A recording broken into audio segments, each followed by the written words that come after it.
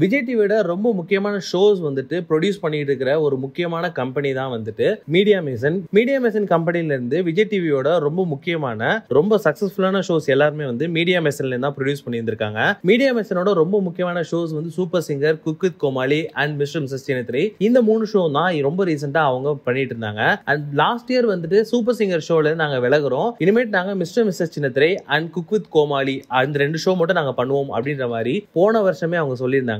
But இப்போ ரீசெண்டா media மேசனோட ஹெட்டான Raufa ma'am வந்துட்டு இப்ப என்ன சொல்லியிருந்திருக்காங்க அப்படின்னா, நாங்க இனிமேட்டு cook with Comali and Mr Mrs Chinnathirai இந்த 2 ஷோவும் பண்ண போறது கிடையாது. அண்ட் அது மட்டும் இல்லாம விஜய் டிவி கூட எங்களுக்கு இருக்கிறது 25 வருஷ பயணம். விஜய் டிவி வந்து எங்களுக்கு செகண்ட் ஹோமா தான் இருந்துச்சு.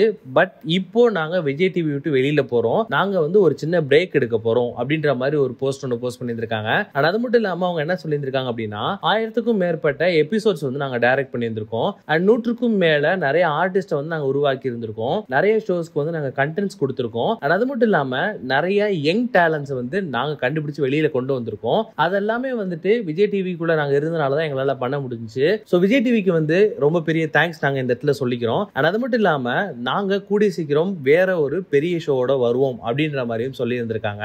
நாங்க cook with Comali and Mr Mrs Chinnathirai இந்த 2 ஷோவுமே வந்துட்டு ரொம்ப சக்சஸ்ஃபுல்லான ஷோவா தான் போயிட்டு இருந்துச்சு.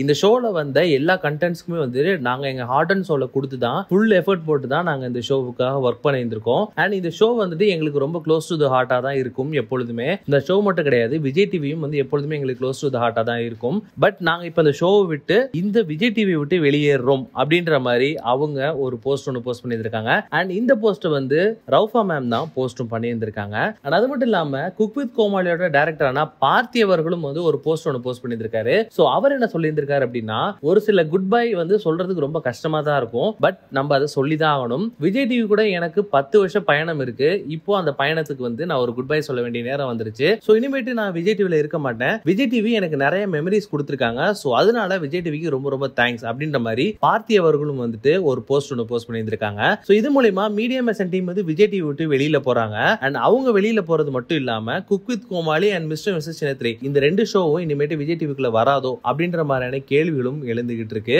இந்த கேள்விக்கெல்லாம் பதில் வந்துட்டு நம்ம பொறுத்திருந்து தான் பார்க்கணும். ஏன்னா cook with Comali and Mr Mrs Chinnathirai இந்த 2 ஷோவுமே வந்துட்டு மீடியா மேசனோட ஷோ தான். சோ இந்த ஷோ வந்துட்டு இதுக்கப்புறம் கண்டினியூ ஆகுமா ஆகாதா அப்படின்றதே இப்ப மிகப்பெரிய கேள்வியா தான் இருந்துட்டு இருக்கு. அண்ட் மக்கள் எல்லாருமே வந்துட்டு என்ன சொல்லிட்டு இருக்காங்க அப்படின்னா, தயவு செய்து குக் வித் கோமாளியை மட்டும் கண்டிப்பா வெளியில கொண்டு போயிடாதீங்க, அது வந்து எங்களுக்கு மிகப்பெரிய ஸ்ட்ரெஸ் பஸ்டரா இருக்கு அப்படின்ற மாதிரியும் நிறைய பேர் கமெண்ட்ஸும் பண்ணிட்டு இருக்காங்க. சோ நம்மலாம் பொறுத்திருந்து பார்ப்போம் குக் வித் கோமாளி விஜய் டிவில கண்டினியூ ஆகுதா இல்லையா அப்படின்றத. உங்களுக்கு இந்த வீடியோ பிடிச்சிருந்தா லைக் பண்ணுங்க, ஷேர் பண்ணுங்க, மறக்காம வீட்டாக்கிஸ் யூடியூப் சேனலை சப்ஸ்கிரைப் பண்ணி அந்த பெல் ஐகானை தட்டி விட்டுருங்க.